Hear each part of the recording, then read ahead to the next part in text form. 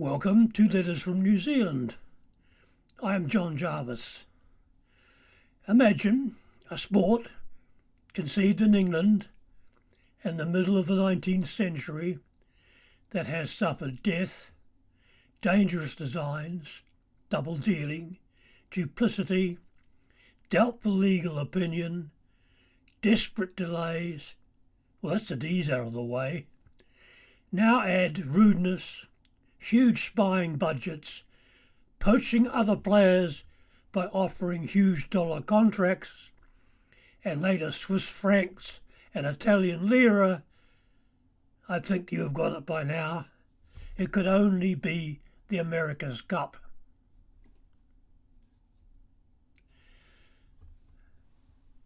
It was bolted down in the New York Yacht Club rooms for 132 years before Alan Bond from Western Australia lifted it and the skirts of his Challenger boat to reveal the now famous winged keel.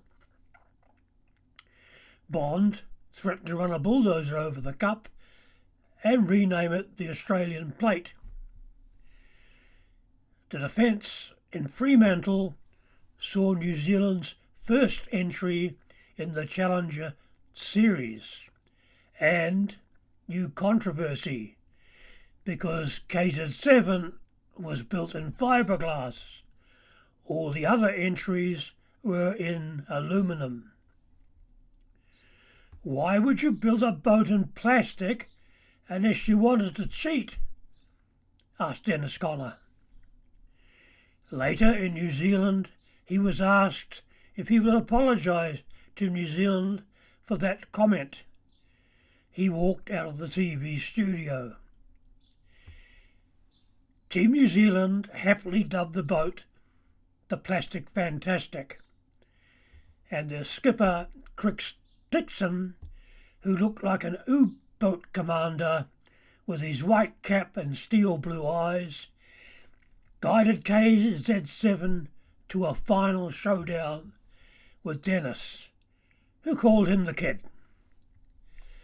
In a key race, KZ7 lost its nerve and the lead by hitting the buoy and had to go and re-round. The nation groaned, and the police in Auckland reported that during the entire race no crime was reported in the city. One question remained. KZ7 was designed for the stronger winds of the Fremantle Doctor. That never returned, allowing Team USA to a 4-1 victory. It would take another 8 years before the cup was finally lifted in a 5-0 sweep in San Francisco by Team New Zealand. New Zealand's defence back in Auckland was a disaster. Their captain, several crew members, designers and ancillary staff had succumbed to the US dollar. Team New Zealand was in fact facing a New Zealand A team and suffered a broken mast and a heavy defeat. With a hardened resolve, they designed a new and possibly dangerous catamaran class and surprised everyone by leading 4-1.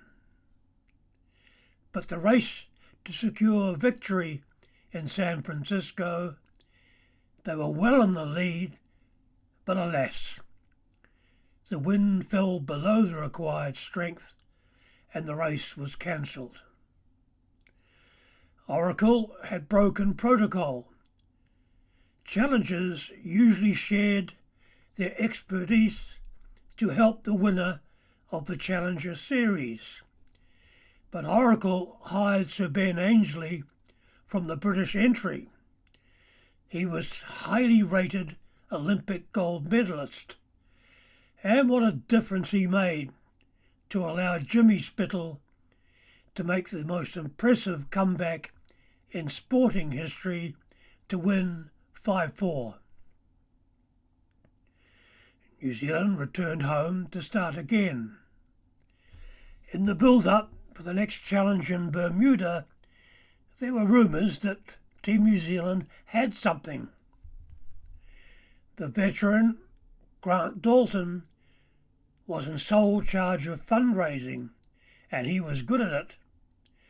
But money was tight, and New Zealand could not afford to sail in the pre-race trials, and instead sailed in home waters. Arriving in Bermuda, they were the only team that had not been browbeaten into signing contracts for the next challenge, heavily weighted in Oracle's favour. And they did have something different. A new skipper, Olympic gold medalist Peter Burling, and his teammate. There were no grinders. They had been replaced with cyclors, who used stronger leg power to power the boat. One of them was Marty Drysdale, an Olympic multi-gold medalist. The boat was designed differently from all other entries, and despite a capsize and a desperate rush to have the boat repaired for racing overnight, they sailed on to win the Cup. It was Oracle's worst nightmare.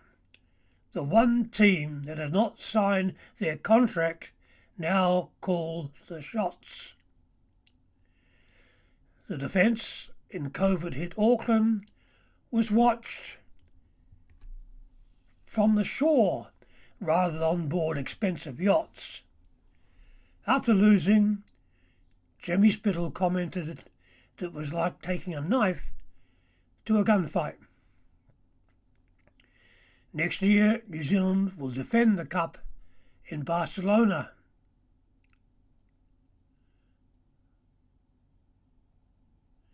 Dalton had taken much criticism in not defending in Auckland, but he was probably well aware there was not the money available in New Zealand. Strangely, Team New Zealand have built a land yacht using a new rig that has broken the world land speed record twice. A sideshow? Not in Dalton's DNA. Sailors love the winds in Barcelona. Oracle will not be there. They are sulking. Thank you for watching. Please press the subscribe thingy at the bottom and keep in good health.